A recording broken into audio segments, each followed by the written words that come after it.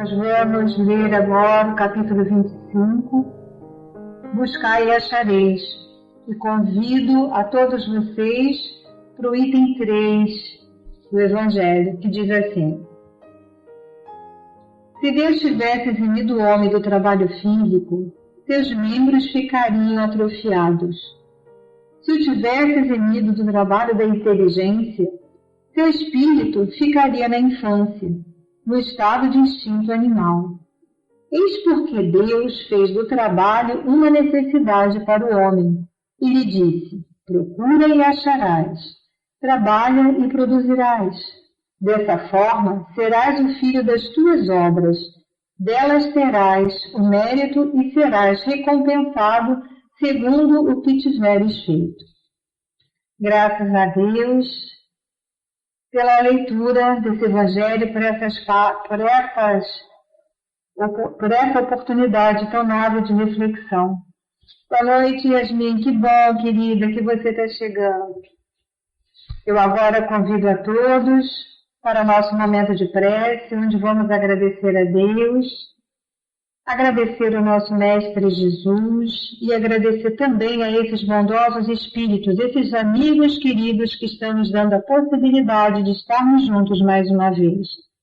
E vamos dizer assim: obrigado, Senhor, obrigado, amigos queridos, pela bênção da oportunidade do estudo, onde a cada semana, que reunidos em nome desse Pai amoroso, estamos lembrando, Senhor, desses irmãos que vivenciaram duras dificuldades e tantos outros que, ora, estamos percebendo que se encaminham para esse mesmo processo. Neste momento, Senhor, estamos buscando as nossas melhores energias para envolver esses irmãos com nosso carinho, desejando a eles para que se recuperem, para que se equilibrem, para que se renovem, para que se alimentem da fé, da esperança, porque, através do estudo, dos esclarecimentos que são trazidos para nós a cada semana, falando da bondade de Deus, mostrando para nós que somos todos amparados, gostaríamos que eles, aonde estiverem, percebam, Senhor, essa realidade e se sintam envolvidos nesses braços fraternos de Maria de Nazaré, que acolhe a cada um deles com tanto carinho, para que saibam que a bondade de Deus está sempre junto a seus filhos e que precisamos todos fazermos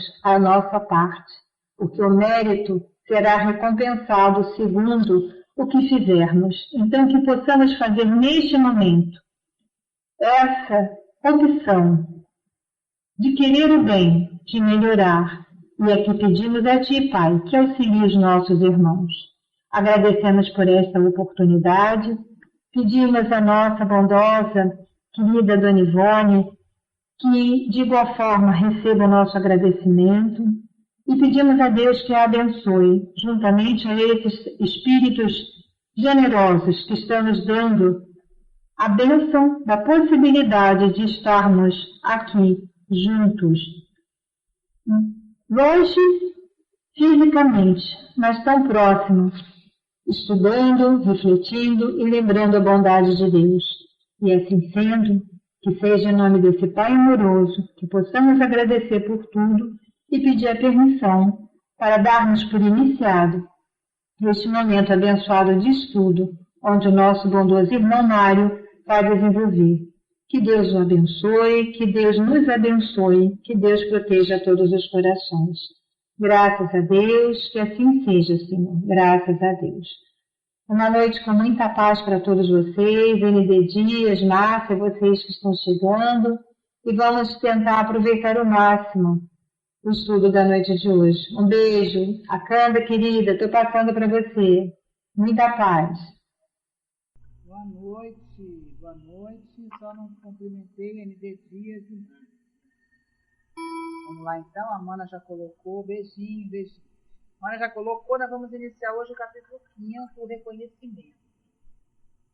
No meu é página 114. O segundo acontecimento que, a par do que acabamos de narrar, impôs-se marcando etapa decisiva em nossos destinos. Teve início no honroso convite que recebemos da diretoria do hospital para assistirmos a uma reunião acadêmica de estudos e experimentações clínicas.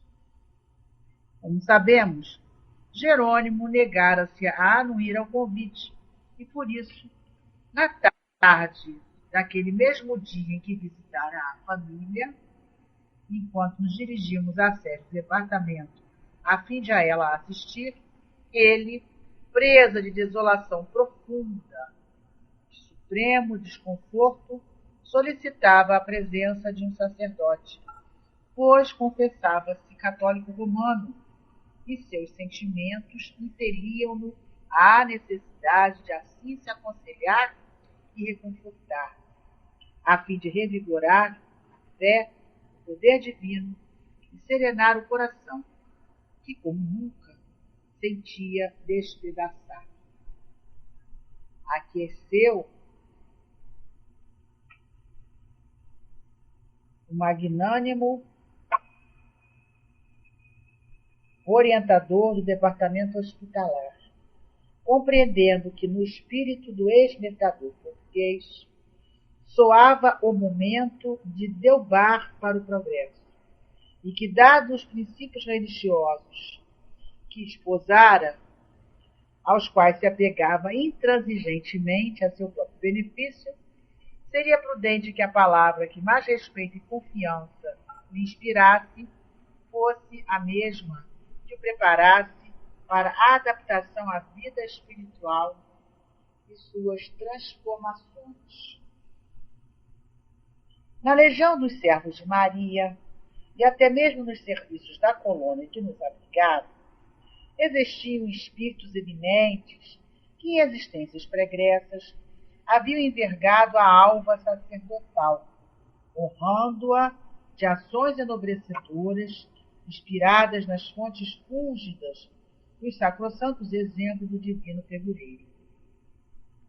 Dentre vários que colaboravam nos serviços educativos do Instituto, a que nos temos reportado, destacava-se o padre Miguel de Santarém, servo de Maria, discípulo respeitoso e humilde das doutrinas consagradas no alto do Calvário. Era o diretor do isolamento, instituição que, como sabemos, anexa ao Hospital Maria de Nazaré, exercia métodos educativos severos, mantendo inalteráveis disciplinas por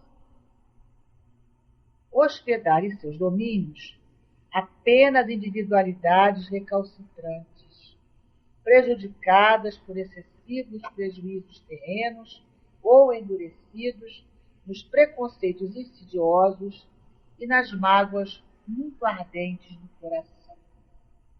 Portador de inexcedível paciência, exemplo respeitável de humildade, cordura e conformidade, aureolado por subidos sentimentos de amor aos infelizes e transviados, e tocado de paternal compaixão por quantos espíritos de suicidas soubesse existir, era o conselheiro que convinha, o mentor adequado aos internos do isolamento.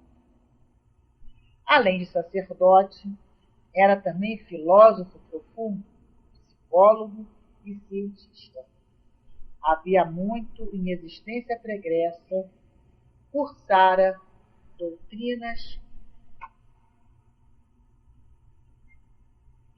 secretas.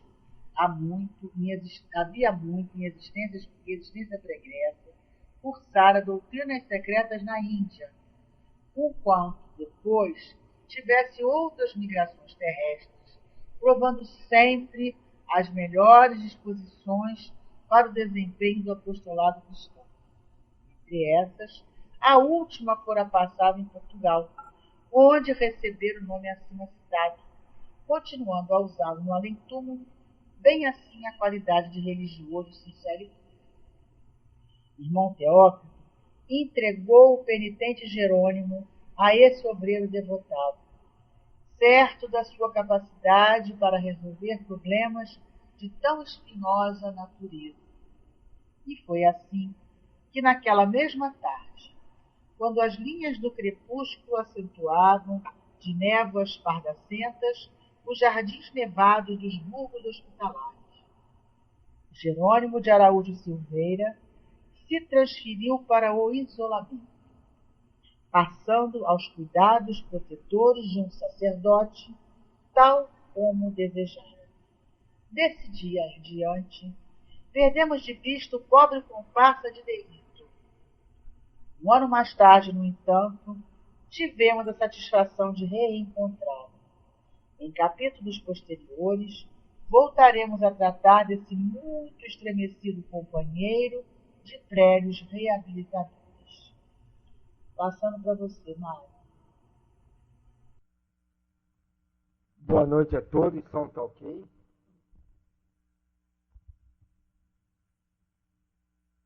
Ok, então vamos lá. Então nós estamos iniciando mais um capítulo onde conheceremos um novo personagem, né? Um novo personagem. Por quê? Jerônimo, vocês lembram, lá no início, ele ainda no hospital, no primeiro dia da enfermaria, ele se declara católico, né? Deixa eu até ver.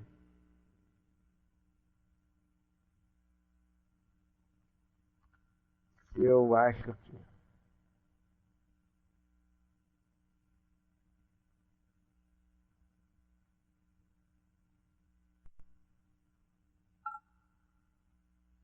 E ele diz que era até sócio remido, né? De uma irmandade católica. Então, nada mais justo que, no além-túmulo, ele buscar um sacerdote católico.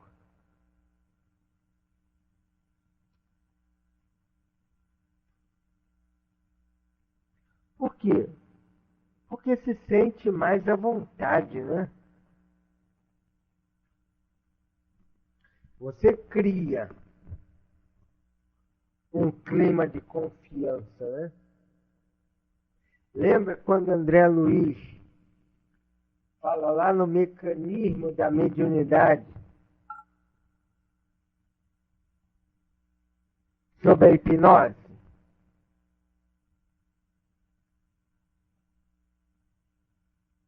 Que ele diz que cria-se um clima de confiança.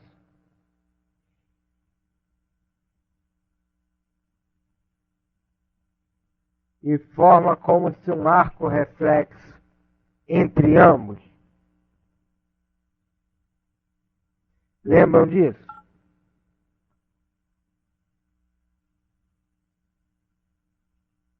Lembram ou não? Ou ninguém está ouvindo? Alô, som? Alô, som? Som tá ok? Ok.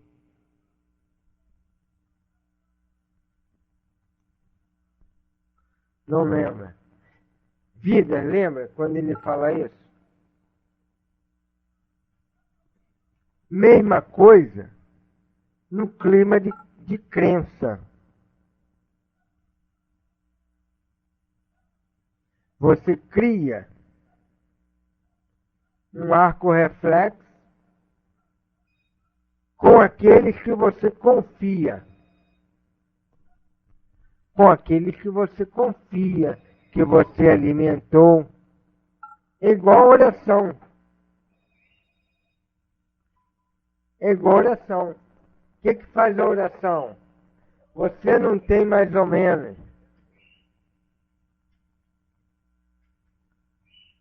Você não tem mais ou menos uma visualização, um estado de alma que você faz para se ligar na prece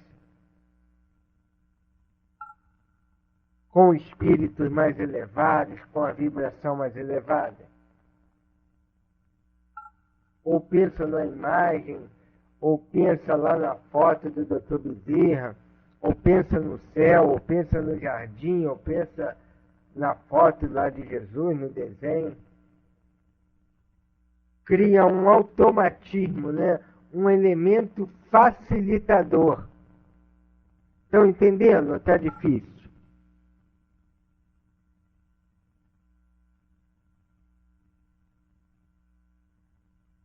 Eu acho que eu estou falando difícil hoje.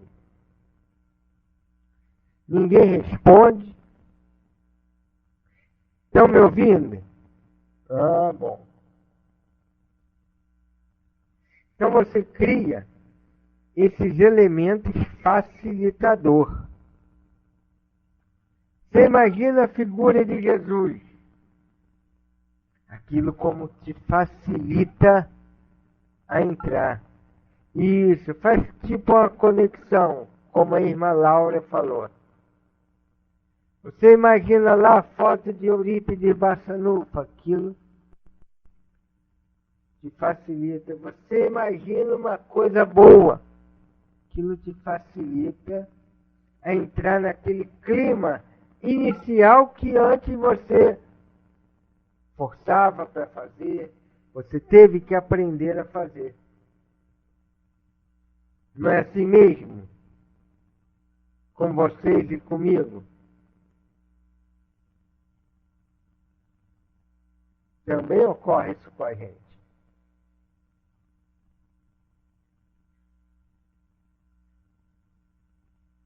Vocês imaginam? Agora, aquele que tinha a presença do padre católico como um elemento de ligação,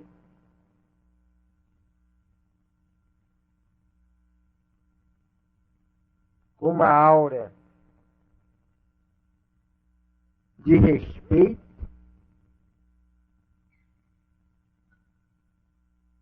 porque era isso que os padres representavam para ele.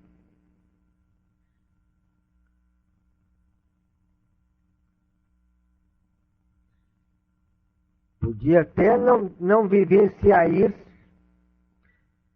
de uma maneira mais íntima, mas a gente via que ele fazia parte, o Jerônimo, da Igreja Católica, né? Senão não seria sócio remido de tal entidade, muitas vezes como benfeitor daquela ordem.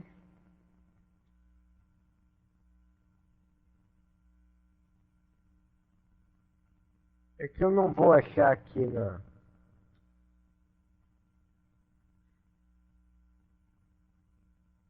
no meu livro. Então o padre simbolizava isso tudo para ele, essa mística toda. Como nós, imagina nós desencarnados.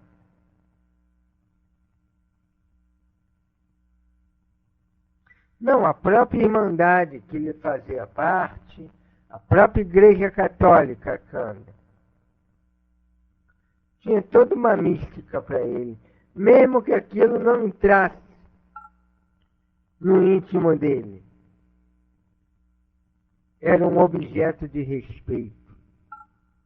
Era a crença à maneira dele, mas era uma crença. Senão ele não faria parte. Concorda? Imagine cada um de nós desencarnando. Se tiver que aconselhar com alguém, tu vai falar: poxa, tem algum espírito aí?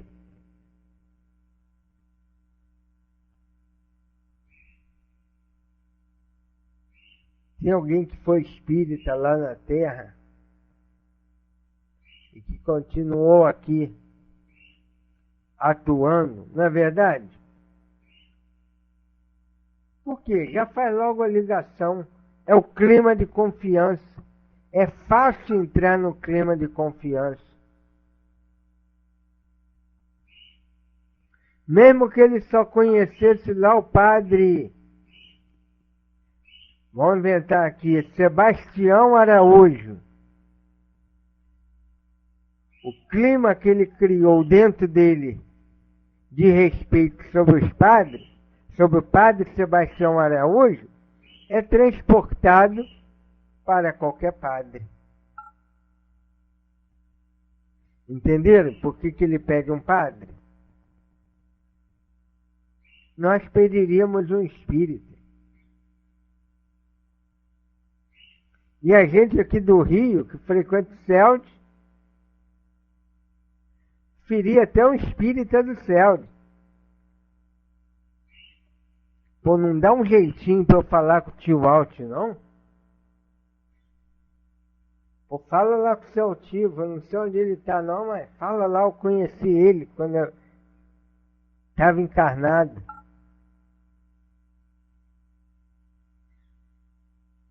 Não seria isso?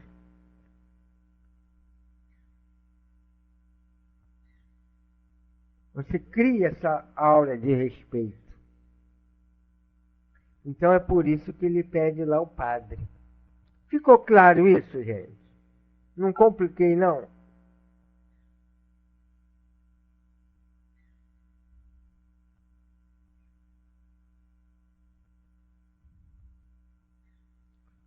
Ok. Aí ele pede, né?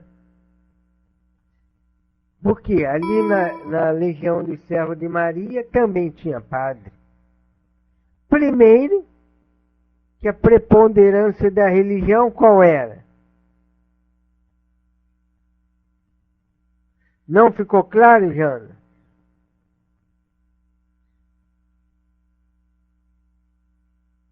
Ah, tá. Você escreveu não?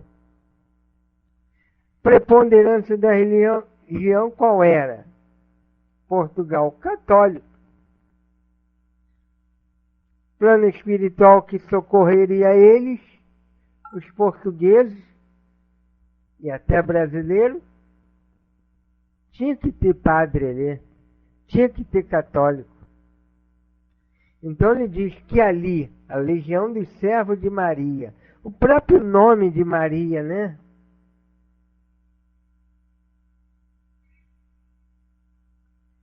Já por si só é um nome agregador desses espíritos. Concorda? O próprio nome. Se na Terra já existe Legião dos Servos de Maria, que é respeitadíssimo, imagine no plano espiritual.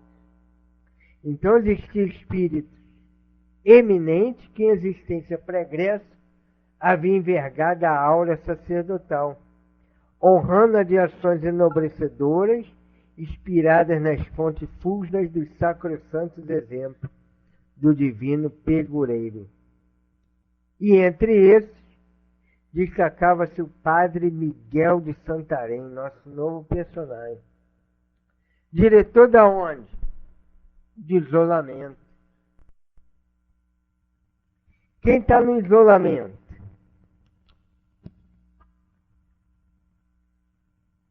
Aqui na Terra, quem a gente manda para o isolamento?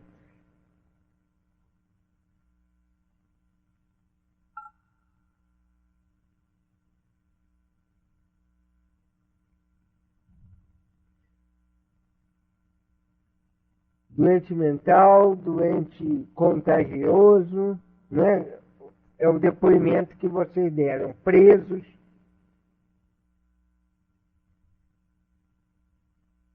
Mais ou menos por aí. Quem não está em condição de viver em sociedade,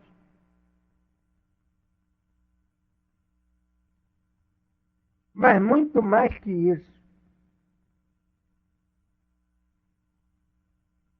quem está grave, né? Quem com a sua ação pode prejudicar os outros, que estão mais ou menos no equilíbrio. Não ocorre isso nos hospitais? Fulano foi para o isolamento. É que ele pode contaminar mais alguém, pode prejudicar os que estão começando a caminhar. Fulano está preso, fez uma balbúrdia, queimou o colchão, vai para onde? Para o isolamento, né? Vai? Solitária?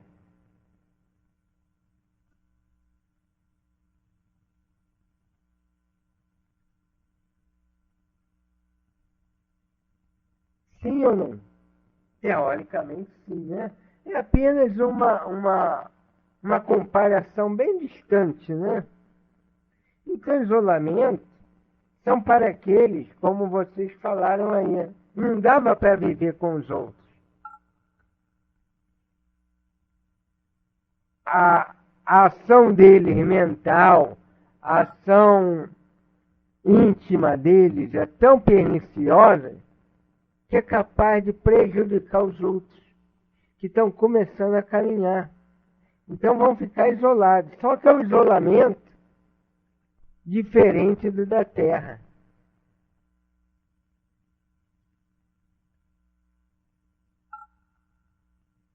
O isolamento que ele terá, na verdade, é um cuidado especial. A maneira da criança que precisa da incubadora ou do berçário. Um tratamento especial.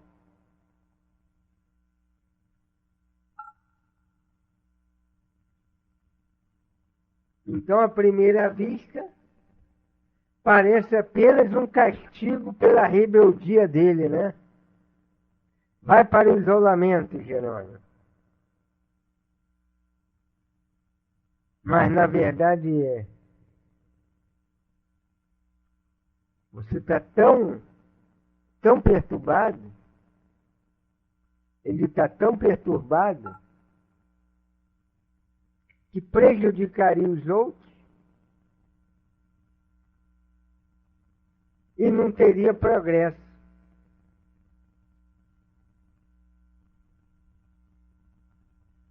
Porque ele fugiu da rota normal de aprendizado.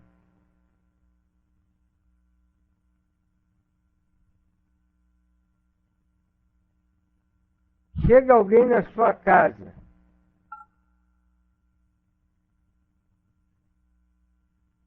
você conheceu aquela casa agora, a pessoa conheceu a tua casa agora, vai querer fazer da maneira dela na sua casa. Você vai deixar dentro da sua casa esse hóspede?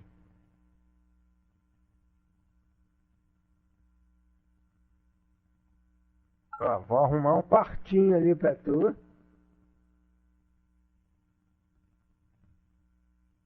Porque está difícil de você cumprir regras. Como você vai viver perante as regras que os outros precisam vivenciar?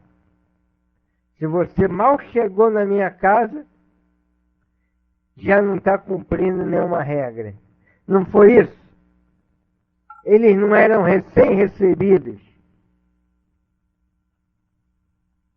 lá do vale?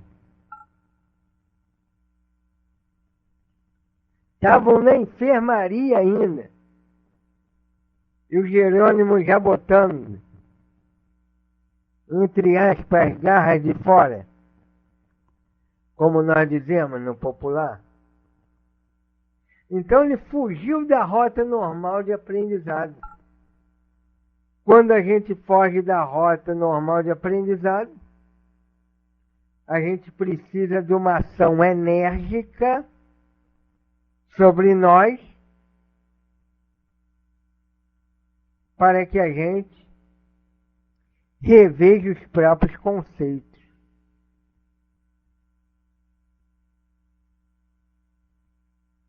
É duro isso, mas é bonito, né? Esse mecanismo da lei.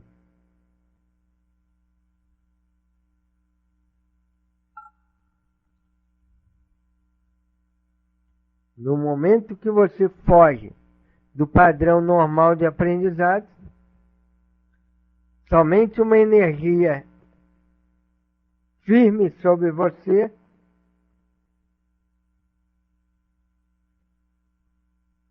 o fará modificar. As leis divinas não fazem isso com a gente?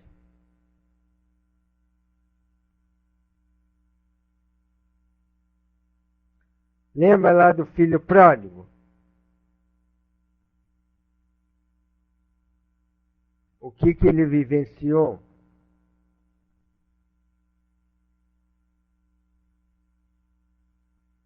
Então Jerônimo não poderia ter um aprendizado normal.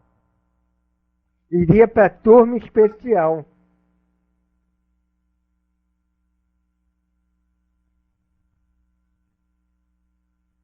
Quem é professor sabe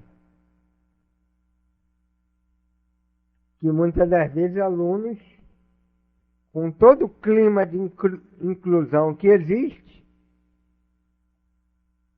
mas incluir não quer dizer botar dentro de uma sala de ciclo regular, né? Ou incluir sem dar meia ao outro de caminhar, numa turma de 50 alunos na inclusão.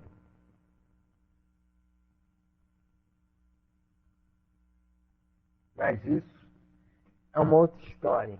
Mas é mais ou menos isso. Jerônimo, em verdade, foi para uma turma especial.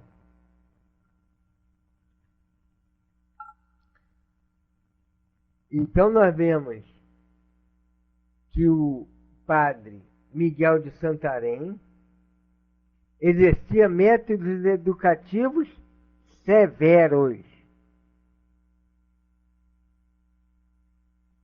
Severo. Ficou de recuperação. Mantendo inalterável disciplina, por hospedar em seus domínios apenas individualidades recalcitrantes, que não era o caso do Jerônimo. Prejudicado por excesso de prejuízo terreno, Jerônimo se enquadrava aí. Ou endurecido nos preconceitos insidiosos e nas mágoas muito ardentes do coração. Desses três Jerônimos, Jerônimo estava incluso aí em dois.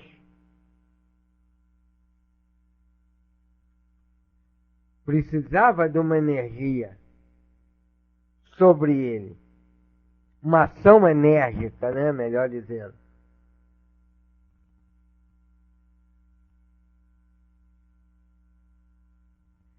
Aí a gente diz aqui as qualidades dele. Mesmo ele sendo severo, a gente às vezes confunde severidade com maldade, né?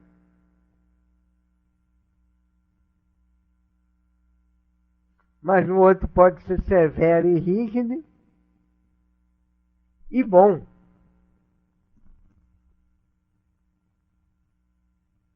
Porque olha as qualidades dele. Portador de inexcedível paciência, ou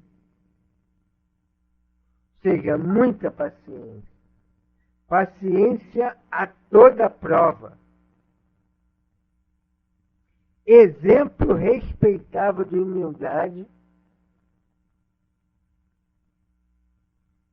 cordura e conformidade, aureolado por subido sentimento de amor aos infelizes, e transviado e tocado de paternal compaixão, por quantos espíritos de suicídio soubesse existir. Se ele pudesse, abraçava o mundo, né? Dos suicidas, dos sofredores.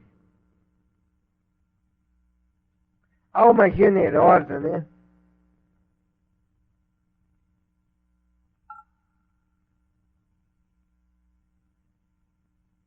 Era o conselheiro que convinha, o mentor adequado aos interesses internos do isolamento. Peça-chave, né? Seria a chave capaz de abrir a dura daqueles cérebros e daqueles corações ali existentes. Era perfeito para a tarefa. Enquanto aqui as tarefas, né? Os cargos de direção nem sempre são por mérito, né? Às vezes é por política, às vezes é porque o outro deu rasteira no outro. Esse não. Tinha todas as qualidades morais e intelectuais para estar ali. Além de sacerdote, era também filósofo profundo. Um homem acostumado a pensar, a buscar soluções pelo pensar, a buscar resposta pelo pensar.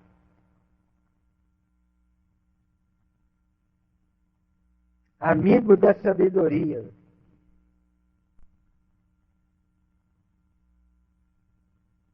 Filósofo profundo, né, amigo? Psicólogo. Isso num tempo que não existia psicologia, né? Como profissão. Mas ele já entendia da alma humana. Já conhecia os meandros da alma humana. Sabia identificar em cada gesto, em cada resposta, em cada modo de olhar, o que ia na alma do outro. Cada maneira de olhar, né? A maneira que o outro agia. Conseguia enxergar longe. E cientista. Cursou todas aquelas doutrinas secretas na Índia,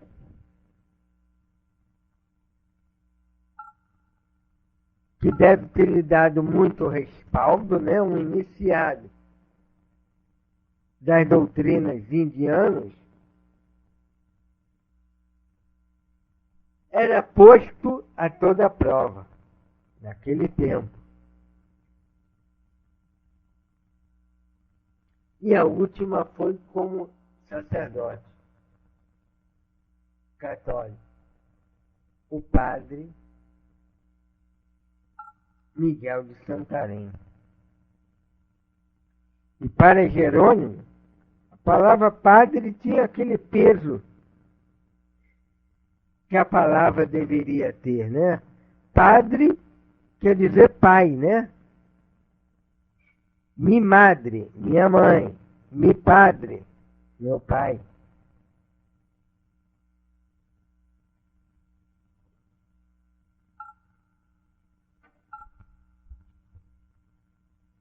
Pai espiritual, né?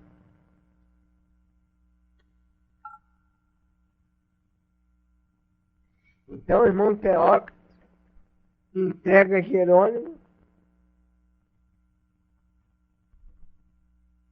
para Miguel de Santarém.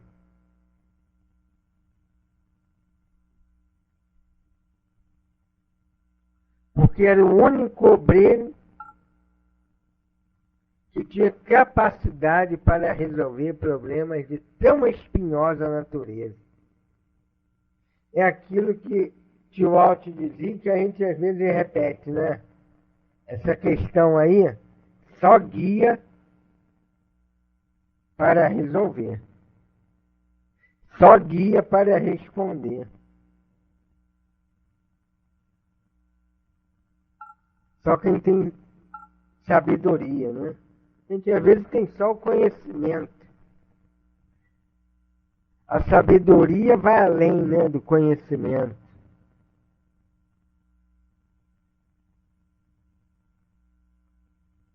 Sabedoria, você, além de ter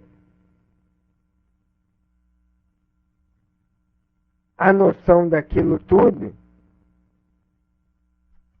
você colocou o conhecimento na tua maneira de ver as coisas.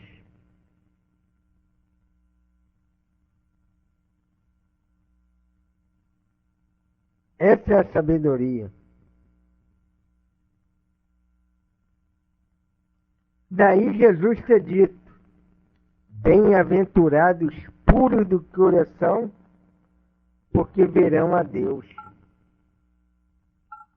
Mas verão a Deus como? Verão a Deus nos outros. Verão a Deus nas atitudes dos outros. Conseguirão enxergar Deus.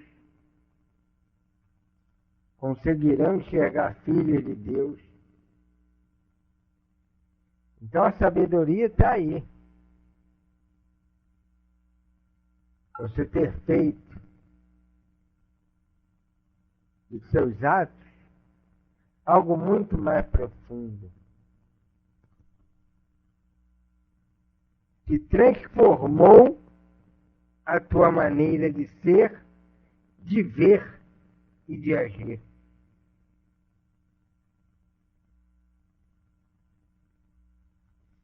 Então foi assim que naquela tarde Jerônimo foi transferido para o isolamento, aos cuidados protetores de um sacerdote, tal como ele queria.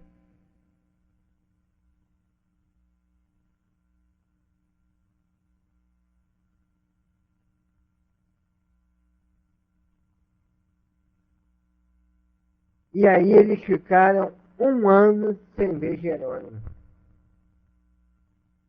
Se afastou, né? O grupo caminha. Quando a gente fica para trás, os outros caminham.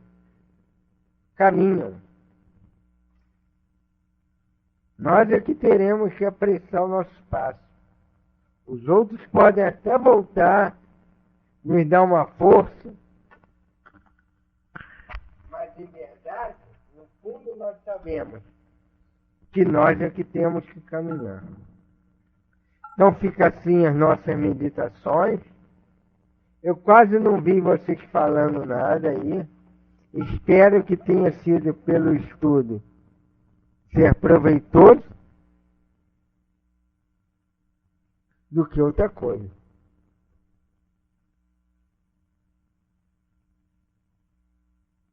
Tem hora a gente deixa a inspiração correr, né? Ego veio e vai seguindo.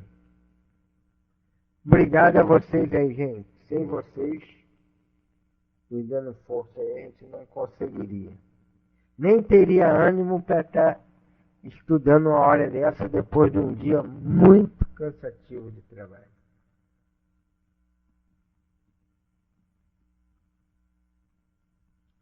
Então, estou passando a palavra. A Mana, que é diretora aí do nosso trabalho, já falou pra gente aí quem vai fazer a prece, e depois ela vai botar a mensagem no final. Ok, gente? Fiquem com Deus. Uma excelente semana. Um ótimo feriado para vocês, tá bom? Ok, vamos lá. Olá, gente. Aqui está o som, tá ok? Então tá ótimo. Boa noite a todos. Que bom estarmos aqui novamente, reunidos nesse estudo de meditação mesmo, né? Filosófico aí que o nosso tio trouxe para nós. Tem muita coisa para a gente pensar aí no final de semana, no feriado. E colocarmos, né, na nossa vida para melhorarmos. Um pouquinho cada dia mais. Então vamos lá, gente, agora, aproveitando essa vibração gostosa de todos os amigos espirituais que estão aqui ajudando nesse trabalho, pedindo por nós para nos darmos força, coragem, perseverança para continuarmos nos nossos estudos, nos nossos aprendizados e pedindo também por todos aqueles que partiram da nossa terra através do suicídio, que eles possam ser envolvidos nesse momento em vibrações de paz, em vibrações de equilíbrio, se sintam renovados, esperançosos, para prosseguir a sua jornada na espiritualidade e se prepararem para retornar numa nova encarnação, numa nova oportunidade de vitória, de obstáculos, mas que consigam vencer da próxima vez com mais equilíbrio a sua encarnação. Então, queríamos pedir também à querida Dona Ivone, essa mentora bondosa, que permaneça com todos vocês, com Caiba Chute, que ele possa estar presente sempre ao coração de vocês, a cada dia renovando as forças para melhor conseguirmos caminhar. Que Deus ampare a todos, que Deus ampare o nosso tio Mário, a Ângela, a Vidinha, a Mana, a querida Irma, a Yasmin, a ND Dias, a Lúcia, a Céia, ao Francis, a Aline, a Belatine e todos aqueles que não puderam estar aqui hoje. E eu queria pedir também por uma amiga, Ana Paula, uma querida amiga que tentou suicídio, mas ainda está em coma, hospitalizada aqui em João Pessoa, que Dona Ivone e Dr. Bezerra de Menezes, Caibar, possam pará-la também, para que ela possa voltar e prosseguir na sua jornada na terreno. Que assim seja, Senhor, graças a Deus. Graças a Deus por tudo, gente. Um beijo aí no coração de vocês, um beijo, tio. Fique com Deus. Entendendo que os amigos espirituais que nos protegem são aqueles mesmos que têm afeição por nós, procuremos desenvolver o sentimento do amor, do entendimento e da pacificação para que sejamos merecedores do apoio destas almas de luz. Muitas vezes pensamos que, por muito sabermos ou por muito falarmos, merecemos o amparo de espíritos de escol. Entretanto, assim não é. Os espíritos, de um modo em geral, principalmente aqueles que alcançaram o estágio de evangelização ou de evangelizados, eles preferem a convivência dos que trazem no coração o sentimento da bondade, porque através da bondade eles poderão agir sobre os doentes, sobre os cansados, sobre os desgastados, sobre os sofridos, sobre os que não têm mais fé. Sem apoio, sem boa vontade, sem confiança de tais espíritos, como poderemos agir? Mas também, como poderemos adquirir esta presença espiritual para junto de nós? Desenvolvamos a cultura espírita, sim, mas desenvolvamos também este sentimento de amor para que, junto a nós, estes espíritos consigam operar a transformação da humanidade. É assim que Jesus prefere trabalhar com todos aqueles que conhecem, com os que sabem, mas, evidentemente, os que amam encontrarão no coração e na mente eco aos sentimentos de Jesus quando nos diz: vinde, os que estáis cansados e aflitos, que eu vos aliviarei. Que a bondade de Deus e de Jesus nos conduza e nos proteja agora e sempre. Um abraço amigo do Hermann para todos os corações presentes. Muita paz.